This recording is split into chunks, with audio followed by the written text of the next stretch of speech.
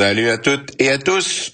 Donc, un autre exemple palpitant de l'application de l'algorithme de Gauss-Jordan pour calculer la solution générale d'un système d'équations linéaires. Donc, si on a un gros système, puis je dirais que cet exemple-là est plus proche de ce que normalement on vous donne là, pour un test. Donc, les premiers exemples, c'était pour se mettre dans le mood, entre guillemets, là, puis d'apprendre les affaires. Mais dans un test, là, on vous check, là, on vous watch, là, même si je suis pas devant vous, je suis parmi vous tout le temps. Alright, donc première chose, on associe la matrice augmentée à notre système. Première équation, les coefficients sont 2, 2, moins 1, 0, 1. Deuxième, les coefficients sont moins 1, 2, moins 1, 1. Excusez, moins 3, 1, faut pas que je me trompe, là. 1, 1, moins 2, 0, moins 1 pour la troisième équation, puis 0, 0, 1, 1, 1 pour la dernière équation, la quatrième, puis la partie augmentée, 1, moins 2, 1 et 0. Donc, lorsque je regarde mes éléments distingués, bien sûr, pour commencer, je vois que ma matrice, bien sûr, n'est pas sous forme échelonnée. Donc, j'ai mes éléments distingués, puis bien sûr, les trois premiers sont un en dessous de l'autre, donc ma matrice n'est pas échelonnée. Donc, si j'appliquais l'algorithme de Gauss-Jordan à la lettre, qu'est-ce qui arriverait ici? Donc, j'ai bien sûr une entrée non nulle, mais cette entrée-là non nulle sur la première ligne, mais c'est un 2. Donc, si je prenais un 2, que je voudrais éliminer le moins 1 ou le 1 en dessous, j'aurais pas le choix de créer des fractions puis de travailler avec des fractions comme par exemple, pour éliminer le moins 1, il faudrait que je dise la ligne 2 plus une demi-fois la ligne 1. Donc, il y a certaines opérations parfois qui font pas partie de l'algorithme de Gauss-Jordan, mais qui vont vous aider. Puis écoutez-moi bien, là, donc il y a une manière pour moi, là, super facile pour voir si vous allez utiliser un software en ligne pour trouver la forme échelonnée réduite d'une matrice.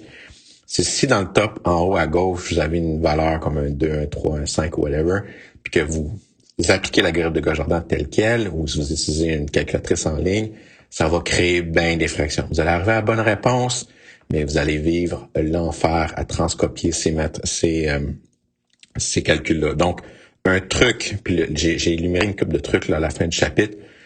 Lorsque vous devez créer un pivot, puis tous mes exemples que j'ai eu jusqu'à date, j'avais des beaux 1, puis c'était facile à éliminer. Donc, si vous n'avez pas un 1 comme dans ce cas ici, mais que vous voyez en dessous un 1 ou un moins 1, je vous conseille fortement de swapper. Donc ici, qu'est-ce que moi je vais faire? Je vois que sur la ligne 3, j'ai un 1, donc je vais ramener ce 1-là sur la première ligne en faisant un swap. Donc, toutes les opérations de Gauss-Jordan que je vais mettre en jaune, les opérations élémentaires que je vais mettre en jaune font pas partie de l'algorithme de Gauss-Jordan, mais vont me simplifier la vie. Puis vraiment, l'algorithme de Gauss-Jordan, c'est pas quelque chose que vous devez suivre religieusement, là, sinon vous allez en enfer. C'est quelque chose que si vous suivez, ça va vous mener vers la bonne réponse. Est-ce que c'est la manière la plus rapide pour se rendre à la réponse? Pas toujours. C'est certain, si t'es un ordinateur, tu t'en fous. Si on fait travailler avec des fractions ou non, parce que t'as pas conscience encore. Mais certain qu'un jour, quand les ordinateurs vont prendre conscience, puis qu'on va avoir justement le point historique où ce que là, les machines vont devenir conscientes, puis vont se dire, bon, on n'a plus vraiment besoin des humains. Là, les choses vont changer. Mais d'ici là, les machines, les ordinateurs, eux, vont pas se rebeller, ils vont faire l'algorithme de Gauss-Jordan tel qu'écrit. Mais moi, je vois un 1 sur la ligne 3, donc je vais ramener le 1 en haut sur la ligne 2, sur la ligne 1.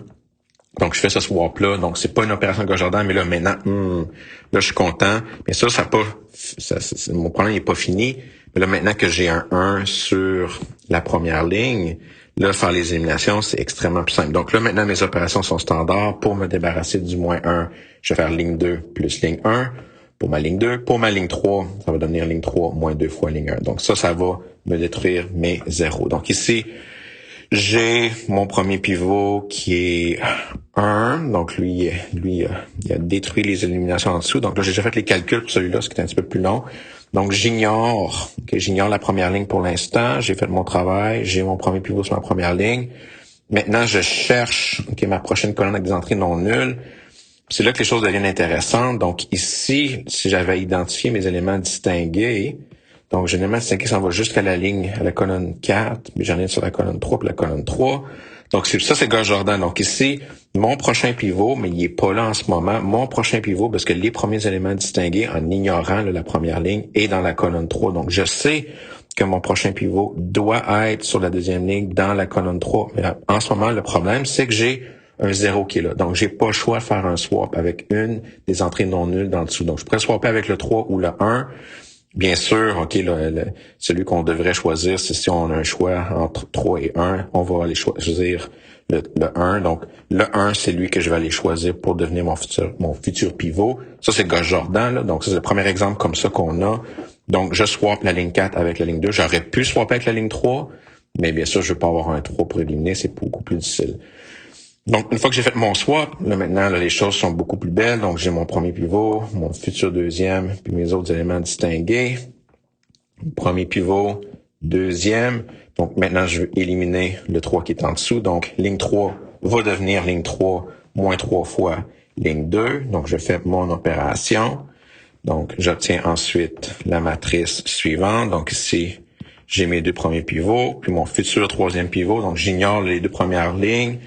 Puis là, ici, je pourrais diviser par moins 3 pour avoir un 1, ou je vois que la quatrième ligne, là, elle se cancelle parfaitement. Donc ici, pour éliminer l'élément distingué en dessous, donc je sais que le 1 va être un pivot, le 1 va être un pivot, le moins 3 va être un pivot. Je fais mon élimination, ligne 4 moins ligne 3, bye-bye. Ça élimine la ligne au complet, c'est parfait, c'est pas de problème. Donc, en ce moment, ma matrice est sous forme échelonnée réduite. L'ordinateur, lui, fait pas les encercler, il les a juste encadrés. Et sous forme échelonnée, excusez, donc je vais l'écrire en remarque. Donc, à ce point-ci, je sais que ma matrice est sous forme échelonnée. Puis, tant qu'à être là, mais je peux calculer les rangs. Donc, le rang de A, j'ai combien de pivots dans la partie des coefficients? J'en ai 3. J'ai combien de pivots en tout? Le rang de la matrice a augmenté. Mais c'est 3 aussi. Donc, qui me dit que j'ai des solutions. Je n'ai-tu une infinité ou est-ce que je n'ai une infinité ou une seule? Mais ici, mon nombre de variables. Donc, le nombre de variables, c'est égal à 5. Donc, je sais que je vais avoir deux paramètres. Deux variables, excusez, je vais écrire de même. Deux variables libres.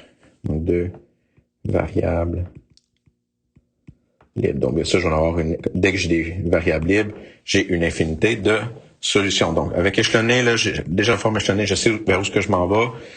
Mais comme d'habitude, OK, je vais toujours vous demander de travailler avec la forme échelonnée réduite. Donc, je veux que tous mes pivots soient égaux à 1. Je suis chanceux, déjà 2 sur 3 sont égaux à 1. Le moins 3, je veux qu'il devienne 1. Donc, je vais le multiplier par moins 1 tiers ou le diviser par moins 3, c'est la même affaire. Donc, je vais obtenir ma nouvelle matrice. Donc, malheureusement, ça introduit des fractions, mais ça, c'est quelque chose que vous devez vous attendre. Donc, en disant par moins 1 tiers, j'ai maintenant que ma ligne 3 est 0, 0, 0, 1, 0 et 1 tiers. Ensuite, je dois éliminer le 1 qui est au-dessus du troisième pivot. Donc, je vais vraiment de droite à gauche à partir de maintenant. Donc, je vais éliminer le 1. Donc, pour éliminer le 1, je vais faire ligne 2 moins ligne 1. Non, pas moins ligne 1, ça c'est une typo. C'est moins ligne 3. Donc, petit typo ici, ça va être moins ligne 3, pas moins ligne 1. Donc, si vous faites ligne 2 moins ligne 1, les opérations sont bonnes par contre. C'est juste un typo quand j'ai copié mes trucs. Donc, ligne 2 moins ligne 3. Maintenant, le 1, il est tout seul dans sa colonne. Donc, j'ai mes pivots. Le seul qui me reste à éliminer maintenant, c'est le petit moins 2 dans la ligne 1.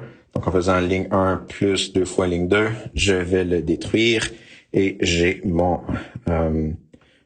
forme échelonnée réduite à la fin. J'ai oublié de le dire, mais il y a des petites opérations qui se passaient, là. Donc, dans la partie augmentée. Donc, assurez-vous quand vous faites les opérations de faire sur toute la ligne. Puis enfin, il y a un autre typo là sur ma matrice, il devrait pas avoir d'opération. Donc moi, je veux juste, vous autres, vous le verrez pas là, mais il n'y a plus d'opération à la fin. Donc juste un petit instant. Je parlais par moi-même, là, je marmonne là. Ça doit pas être là. Ouais, maintenant, ma matrice est sous forme échelonnée. OK, donc ça, c'est échelonné réduit. Donc, j'ai ma matrice sous forme échelonnée réduit. Voyons, les crayons. OK. Échelonné réduit. Hey. Voyons, échelonné réduit. Bon. iPad est crashé.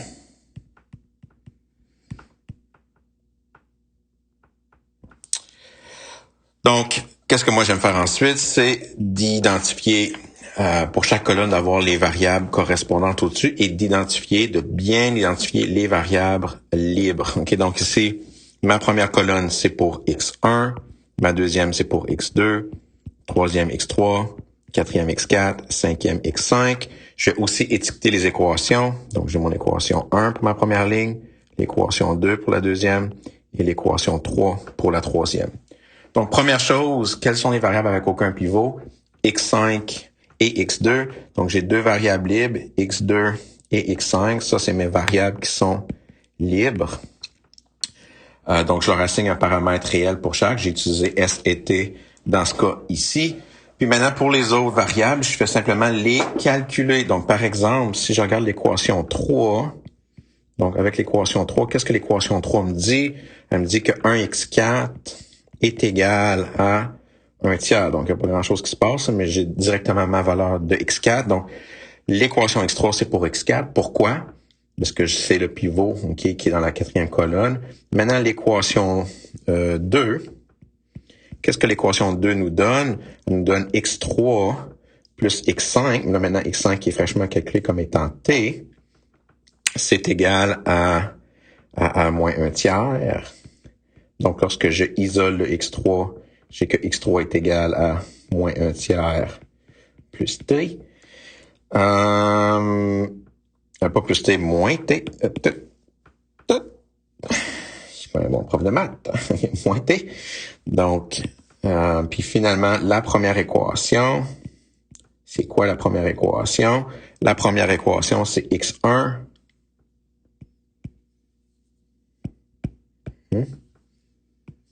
C'est x1 plus x2, qui est fraîchement calculé comme étant s, plus x5, qui est t, est égal à 1 tiers. Donc, quand j'isole le x1, j'ai x1 qui est égal à 1 tiers, moins s, moins t. Donc, j'ai une équation pour chaque. Donc, j'ai une équation pour x2. Donc, je vais les encadrer, là. Donc, j'ai une équation pour x2, qui est simplement S. Non, je vais faire des beaux rectangles. Là. Je veux des beaux rectangles. Donc, X2 est égal à S. J'ai que X5 est égal à T. Ensuite, j'ai quoi? J'ai X4 qui est égal à 1 tiers. Donc, j'ai moins X4 qui est égal à 1 tiers. J'ai trouvé que X3 est égal à moins 1 tiers plus moins T.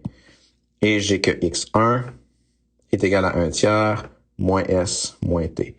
Donc, ce que j'ai pas écrit pour vous, là, c'est rassembler là, les 4 variables, les 5 variables ensemble. Donc, X1, c'est 1 tiers moins S, moins T. X2, c'est S. X3, c'est moins 1 tiers, moins T. X4, c'est 1 tiers, puis X5, c'est T. Donc, lorsque je brise, ma solution générale sous forme canonique, la constante de X1, la constante de X1, c'est 1 tiers. La constante de X2, c'est 0. Il n'y a pas de constante. Pour X3, c'est moins 1 tiers. Pour X4, c'est 1 tiers. Puis pour X5, j'ai pas de constante. Ensuite, pour un multiple de S, pour X1, j'ai moins 1S. Pour X2, j'ai 1S. Pour X3, X4 ou X5, j'ai pas de S. Pour maintenant les multiples de T, X1, j'ai moins 1 T. Pour X2, j'ai pas de T. Pour X3, j'ai moins 1 T. Pour X4, j'ai pas de T. Puis X5, ben, c'est 1 T. Donc, assurez-vous de bien comprendre comment écrire la forme canonique d'une solution générale. Donc, je vais vous laisser le faire en exercice, là, mais toute l'information est là. Anyways, pour cet exemple, that's it, that's all. Bye bye, là.